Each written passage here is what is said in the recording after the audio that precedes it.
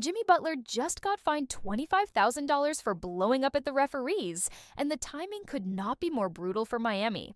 It wasn't a quiet disagreement. It was a full-on verbal confrontation that froze the floor, lit up the broadcast, and had both benches pointing at the officials as security stepped closer. The league responded with a memo and a number, 25,000, and if that sounds familiar, it should. That figure is the NBA's go-to price tag for the line Butler just crossed: verbal abuse of a game official. But here's the part most fans miss. That fine is the floor, not the ceiling. If this becomes a pattern down the stretch, the next step isn't another invoice, it's a suspension. Let's set the stakes clearly. Miami is fighting for positioning. Every close game might decide whether you're flying out to face a rested top seed or hosting a winnable play-in. When your best late-game shot creator is the one in the crosshairs of the officiating crew, your margin narrows to a knife's edge. Butler's edge is Miami's identity. Bulldog drives, body-to-body contest, owns the whistle with pressure. But the same edge can become a liability in 30 seconds if the conversation tips from plea to profanity. And on a night like this, it tipped. The league's memo says it all. You go at the crew, you pay for it, you make it a habit, you sit for it. Here's how the meltdown escalated. First, a no call on contact at the rim. Then the trailing official signals play on, and Butler explodes. Arms out, quick step forward, a string of words you can't run on family TV. Teammates grab his jersey, the ref points to the floor, and you can see the familiar routine play out. One official tries to de-escalate, another drifts toward the table, and the cameras cut to the coach covering his mouth with the lineup card. You've watched it 1,000 times in this league. Except it hits different when the star who defines your crunch time offense is the one burning his rope with the crew you might see next week. Now, people will say 25,000 is nothing to a superstar. That's true financially. But basketball is a game of compounding effects. Refs are human. They track behavior. League offices track trends. When your name keeps showing up in post-game reports tied to prolonged verbal confrontation, you don't just buy a fine. You buy extra eyes. Every next outburst becomes a shorter fuse. The technicals come quicker. The benefit of the doubt fades. And your teammates start playing with that little bit of fear, the kind that turns fourth-quarter drives into mid-range pull-ups nobody wants. This is where context matters. The league's discipline track for how you treat officials is well established. Verbal abuse lands at a typical 25,000. Repeat offenders get heavier scrutiny. Coaches have eaten the same number. Guards on playoff teams have eaten the same number. The long story short, the amount is consistent because the NBA wants to send a uniform message. You can compete, you can complain, you cannot cross the line. Jimmy crossed it, and the league did what the league does. The real story isn't the bill. It's the risk curve if this happens again in the next 2 weeks. Let's talk Heat basketball under stress. Miami's formula late is built on physicality, set counters, and criminally disciplined spacing. Butler bends the floor with force. He hits the elbows, triggers the split, and dares a whistle with shoulder-through-chest drives. When you're living in that world, the relationship with the crew is part of your shot diet. Positive engagement buys you clarity. That can be a quiet hand signal from the ref to the weak side defender to get legal, or a heads up that your armbar is creeping high. Negative engagement? That's a charge you don't get back and a play on that changes momentum. It's easy to say, just shut up and play. It's harder to do when you're drawing body blows and not getting the whistle you think you earned.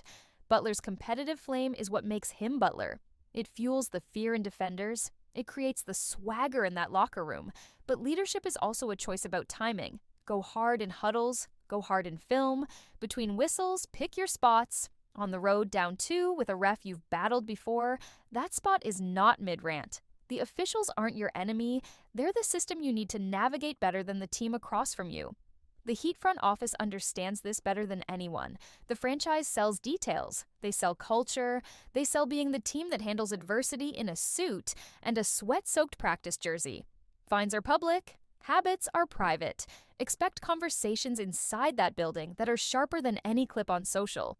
We're talking distribution of protest responsibilities. Let the head coach take the heat. Let a veteran big have the quick calm-down line with the umpire. And get Jimmy back to the elbow. The best teams assign roles for arguments the same way they assign roles for sideline out of bounds. Here's your mid-video reveal. 25,000 today is not just a punishment. It's a data point that flags you in the league's system. If the pattern repeats, verbal confrontation, prolonged arguing, failure to disengage, escalation lands on the table, and that escalation isn't hypothetical.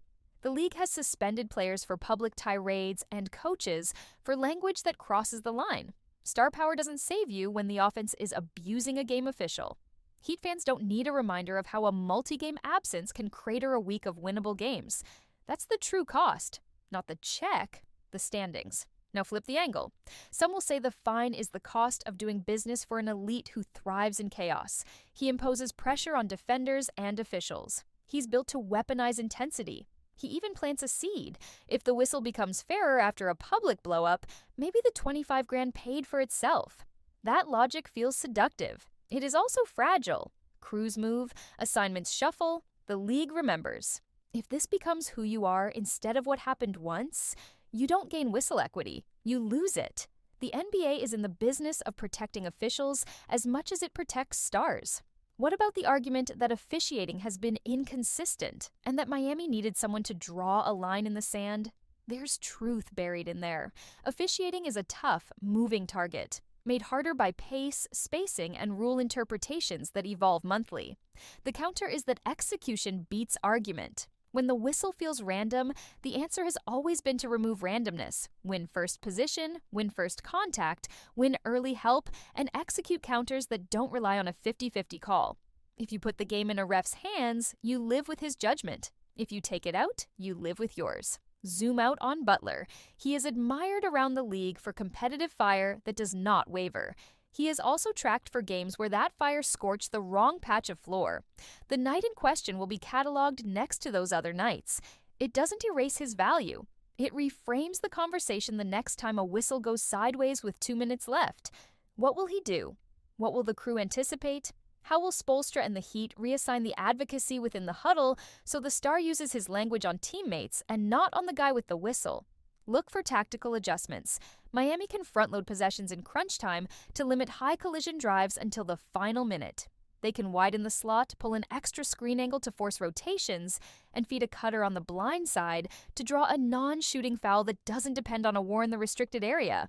They can also prep the communication plan, one voice to the nearest referee, one to the crew chief during breaks, and 0 emotional spillovers when the ball is live. Discipline is also a marketing campaign to the 3 people that matter most on the floor. If you're a Heat fan, here's the watch list. Jimmy's next interaction with an officiating crew is the test. First touch he thinks is missed. Does he reset? First no call at the rim. Does he get vertical on the next drive rather than hunt contact? First offensive foul. Does he move on or linger? The league will watch. Opponents will bait. Crew chiefs will calibrate. Your team's job is to make the calibration easy by playing cleaner than the other side and making the game boring for the Stripes. For Miami, the internal messaging should be blunt. Win the next 5 minutes, 1 possession at a time. No live ball lobbying. Use dead balls to ask short, specific questions. Save the heat for the huddle. If you need to make a point, have the coach do it at the right volume level to the right official. Stars can lead without speaking to the whistle. They can dominate with pace, with footwork, with leverage. If Butler channels that, $25,000 becomes a cheap reminder instead of an expensive habit. And if you're in the locker room with him, you know this already. The league doesn't fear Miami when the conversation is who can yell the loudest. The league fears Miami when the conversation is who can execute the longest. That's the brand, that's the jersey. The fine is a headline. The response is the legacy. The Heat earned their reputation by being the team that turns emotion into schemes and schemes into stops. That's how you win 2-possession games and how you get the last whistle without asking for it. So what's next? 2. Scenarios. In A, Butler walks up to the line and stays there. He channels the edge, sprints away from every borderline exchange, and the Heat leverage his gravity without testing the officials. The result is a calmer whistle and a team that finishes games instead of arguing them. In B, the emotional loop repeats, the fines escalate, and a 1-game suspension drops at the worst time. The standings swing, the narrative hardens. Miami cannot afford B, not in this stretch, not with this roster. Here's the verdict. The NBA fined Jimmy Butler $25,000 because lines exist and he stepped over 1. The number itself isn't new. The timing is the dagger. Miami's living in games where 3 possessions determine the story. Those possessions are too valuable to donate to an argument. If Butler turns this into fuel for cleaner possessions, The fine becomes a footnote in a strong finish.